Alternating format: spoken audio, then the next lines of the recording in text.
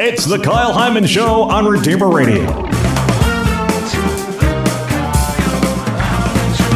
This is Kyle Hyman. Joining us again is Nathaniel Binversie from Exodus 90. Thanks for having me on the show. Pleasure to have you here. Now, our topic for today is the Common Priesthood, which, we know what priesthood is.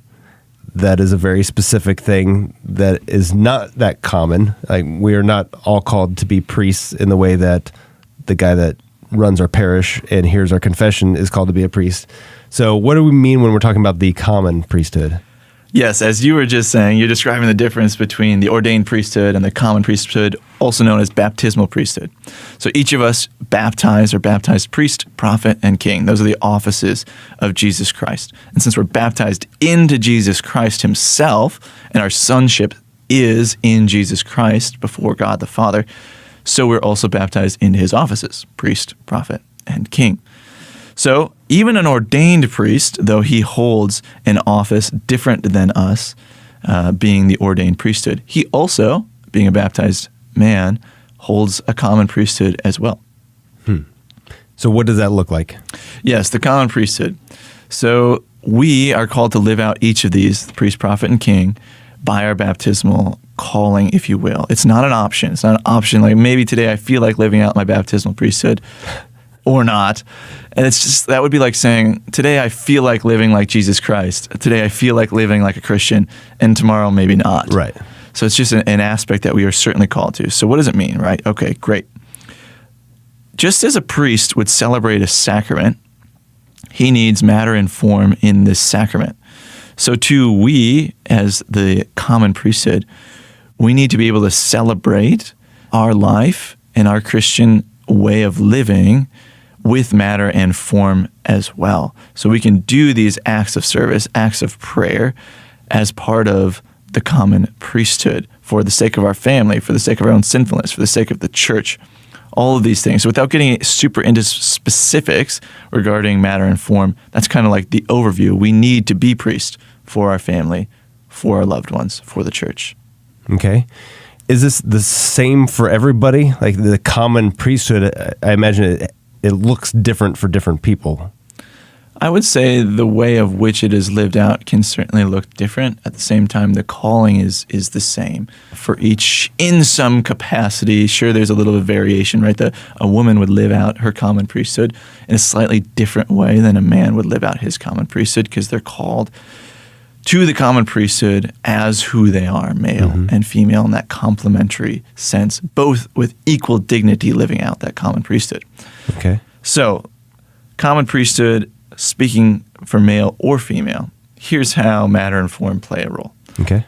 Looking at the priest, when he celebrates the Eucharist, the Mass, his matter and his form are thus: the matter being the bread and the wine, and the form being the Eucharistic prayers of institution that convey that sacrament, that make it a reality. So if he just had the bread and the wine, but he didn't have any prayers, what do we get?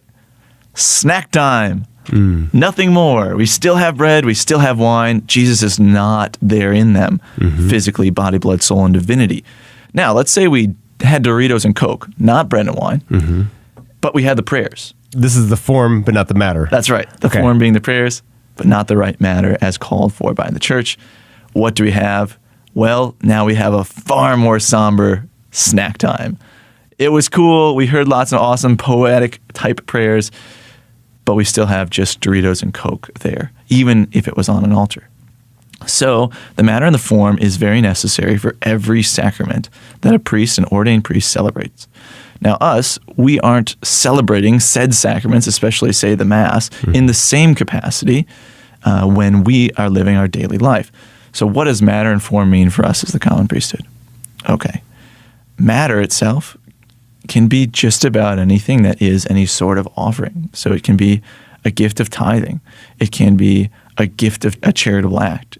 It could be an act of ascetical practice, say an act of self-denial. Any of those things can be our matter, and the form is not totally scripted out for us. Yes, it could be an Our Father. Yes, it could be a Hail Mary. Or it could be simply, Lord, for the matter that I have here, this sacrifice of giving up the use of internet today or giving up Netflix this week, I pray that this offering might lead my grandchild closer to you, Jesus Christ.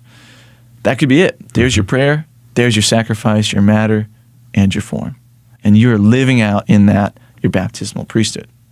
Okay. So in what ways, relating back to the example of the priest, if one of those is missing, does it become faulty? Yeah, so imagine what it would be like with just one and not the other, okay? The first one's easier to imagine. If we just have the form, but not the matter. This is what most of us do.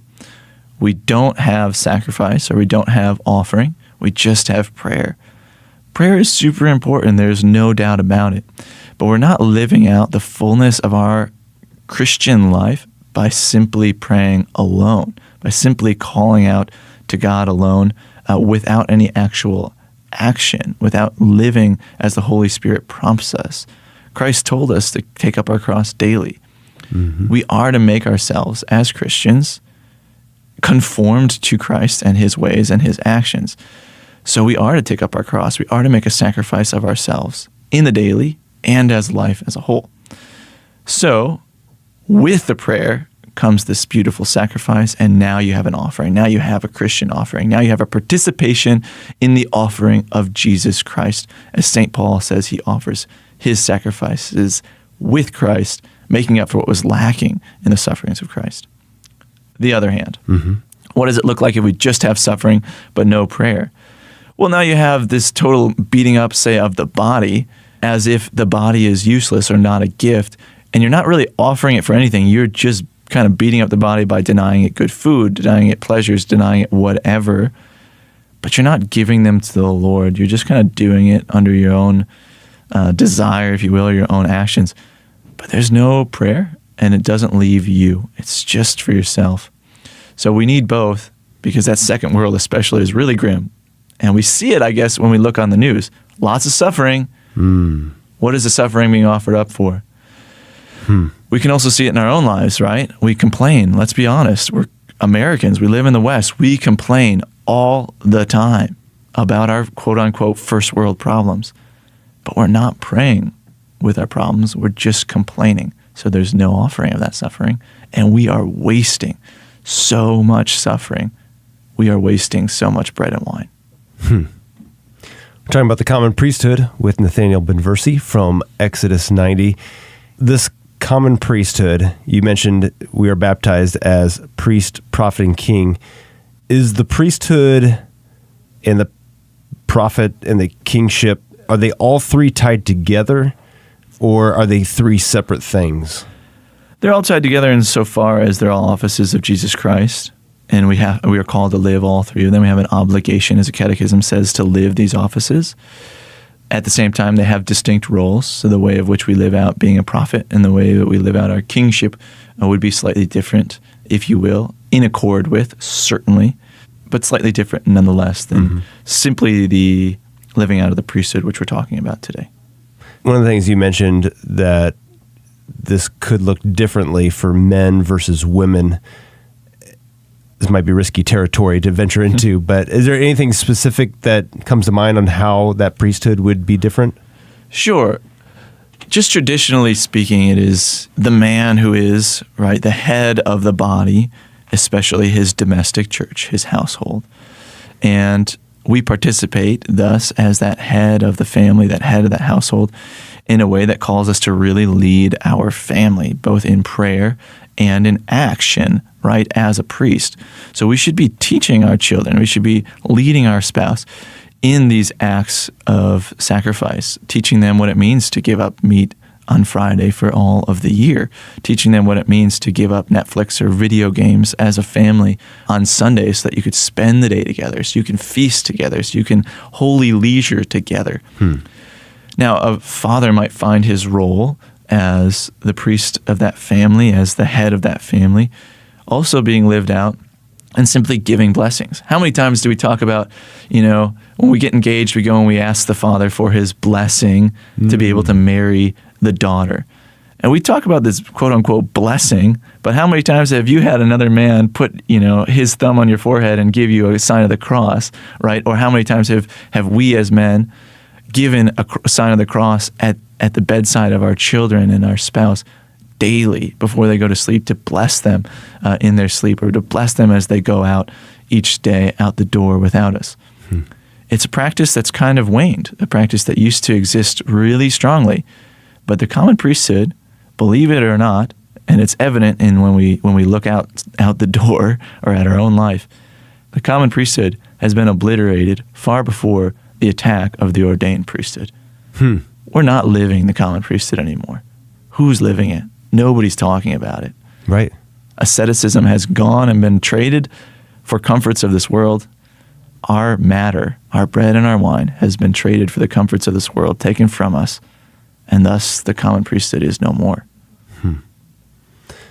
So how do we share this with our kids? You've got a young daughter. I don't know when you start to talk about these things, because I feel like we do talk about giving things up or offering it up and sacrifice and stuff, but not within the context of this common priesthood, not within the context of offering it as a prayer in particular. It's just like, just offer it up. And it doesn't come with any like explanation of how to do that. Yeah. So any ideas on how we can share that, especially with kids, so they start to understand that from a young age of what that means to offer it up or to make sacrifices?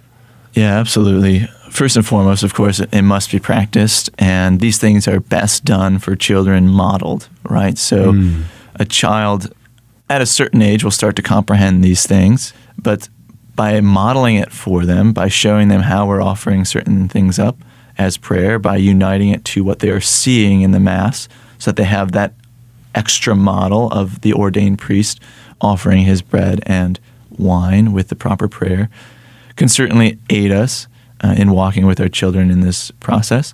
And then encouraging them, of course, like, hey, during Lent, could you try this? Or during Holy Week, why don't you try a little something extra by making this particular offering, write it down, then do it, and make this little prayer each day. Maybe have them write a little prayer.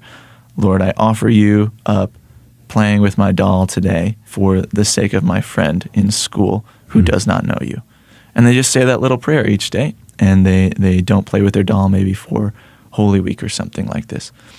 Certainly young men, it's different, right? So like a 13-year-old boy is going to have to learn this on a whole different level than a 8-year-old girl would have to learn this.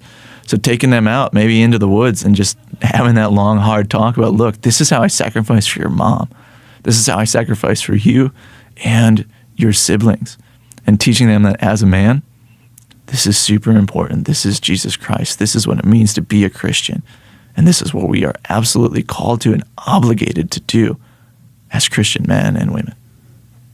So when we were talking about asceticism a while back, I think one of the questions I asked if this has a connection with the Old Testament sacrifices of giving your first fruits of your fields. Does any of this common priesthood, does it have a tie-in with that? I would say it has a tie-in certainly to a sense of that the priesthood started in the Old Testament in some capacity. Certainly we even see it with Cain and Abel before the priesthood is talked about more specifically in Exodus or Leviticus. So straight out of Genesis, we see Cain and Abel offering things up. So we have an innate sense of God is greater than us, and he's our provider, and he's our father.